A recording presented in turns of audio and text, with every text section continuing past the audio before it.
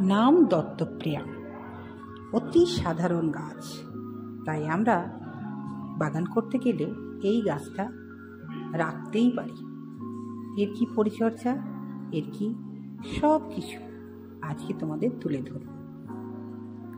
চারা তৈরি করতে হয়, কি করে গাছ পরিচর্যা করতে হয়, সবকিছু থাকছে আজকের ভিডিওতে। তোমরা নমস্কার, আমি সুলেখা, তোমরা দেখছো হবি অফ সুলেখা।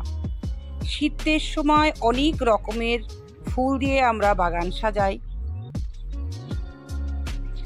অনেক রকম, কিন্তু 12 মাস খুব সহজে হয় এমন কয়েকটি ফুলের নাম তোমরা তো আগেই জেনে গেছো হবি অফ সুলেখা চ্যানেলের পক্ষ থেকে।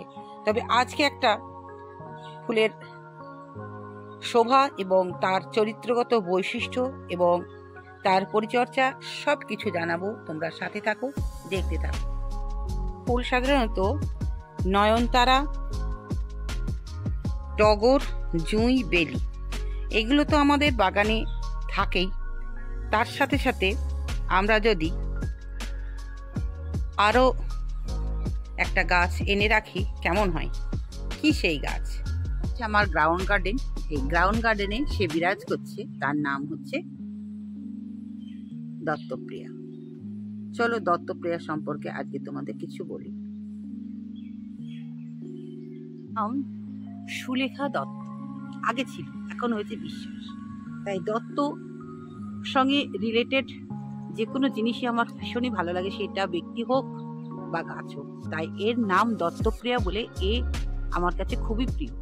এই গাছটা দেখছো, এই গাছটা আমাকে গ্রিন ফ্রেন্ডস মানে সমর ভাই এসেছিল আমার বাড়িতে 22 সালে ভিডিও করতে।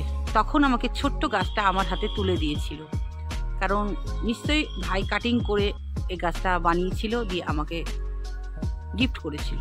তো সেই 22 সালে টবে ছিল। তারপরে 23 সালে ওকে 23 সালের শেষের দিকে মাটিতে রোপণ করা হয়। সাধারণ মাটিতেই আছে, কোনো পরিচর্যা নেই।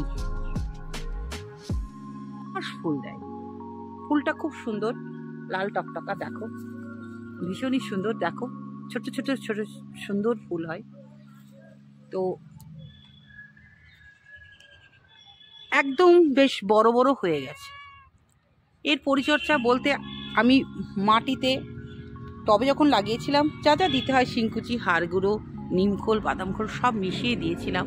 তখন অতটা সুন্দর হয়নি, কিন্তু এ মাটিতে রোপণ করার পর এর রূপটা ফুটে উঠছে। তাই বলবো দর্শক বন্ধু, তোমরা এই গাছটা তোমার ছাদ বাগানে বা গ্রাউন্ড গার্ডেনে রাখতেই পারো। সহজে চারাও করা যায়। চারার বয়স এমন কিছু না, চারার বয়স মোটামুটি 3-3.5 মাস হবে। ফুল চলে এসেছে, জাস্ট কাণ্ড কেটে রোপণ করে দিয়েছিলাম, কোনো রুট হরমোন না, কিচ্ছু না, প্লেন। তাহলে এটা আমরা সহজেই চারা তৈরি করতে পারি এবং খুব সহজে মাটিতে রোপণ করে দিতে পারি, আর টবেও চাষ করতে পারি। 12 মাস ফুল হয়। তাই বলবো দর্শক বন্ধু, আমরা খুব সহজে যখন চারা পাচ্ছি এবং সুন্দর 12 মাস ফুল পাচ্ছি, কেন এটা আমরা রাখবো না? বাগান করতে গেলে অনেক রকম গাছের দরকার হয়, তো এই গাছটা আমরা একটা রাখতেই পারি। এর নাম দত্তপ্রিয়া বা যাত্রপা। এর পরিচর্যা বলতে আমি গ্রাউন্ড গার্ডেনে দিয়েছি, কিছু খাবার টাবার দিই না, জাস্ট জল দিয়েই একে বড় করে তুলছি। এর কিছুই লাগে না, একদম সাধারণ জল। এবার মাঝে মাঝে যদি মনে হয় তাহলে একটু যেটা আমার স্ট্রং শক্তিশালী যে তরল সারটা আমি তৈরি করি, সেই সারটা জলের সঙ্গে মিশিয়ে হয়তো 2 মাস অন্তর একবার, আর কিছুই না। খুব সাধারণ পরিচর্যায় যদি আমরা খুব সুন্দর 12 মাস ফুল পাই এমন গাছ বাগানে রাখতে পারি, সেটা কেন রাখবো না? তাই বলবো দর্শক বন্ধু, এই গাছটা তোমরা আজই কিনে নিয়ে আসো। দাম এমন কিছু না।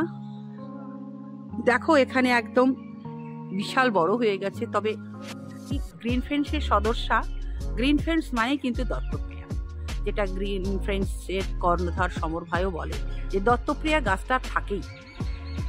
এই গাছটা না হলে বাগান পরিপূর্ণ হয় না। আজকে এইটুকুই, আবারও ফিরে আসবো নতুন কিছু নিয়ে। আজকের দত্তপ্রিয়া সম্পর্কে তোমাদের কিছুটা ধারণা দিতে পারলাম। এই গাছটা তোমরা করো, দেখবে, তোমাদেরও ভীষণ ভালো লাগবে। এবং আস্তে আস্তে দেখো এটা বৃহৎ আকারের হয়ে যাচ্ছে, বিষাক্ত কাণ্ডযুক্ত আমি বেঁধে দিয়েছি। নতুন বন্ধু থাকলে চ্যানেলটাকে সাবস্ক্রাইব করে পাশে থাকবে। আবারও আসবো, সবুজের সাথে আছি, সবুজের সাথে থাকবো। সকলে ভালো থেকো, সুস্থ থেকো। আজকে এইটুকুই, টাটা।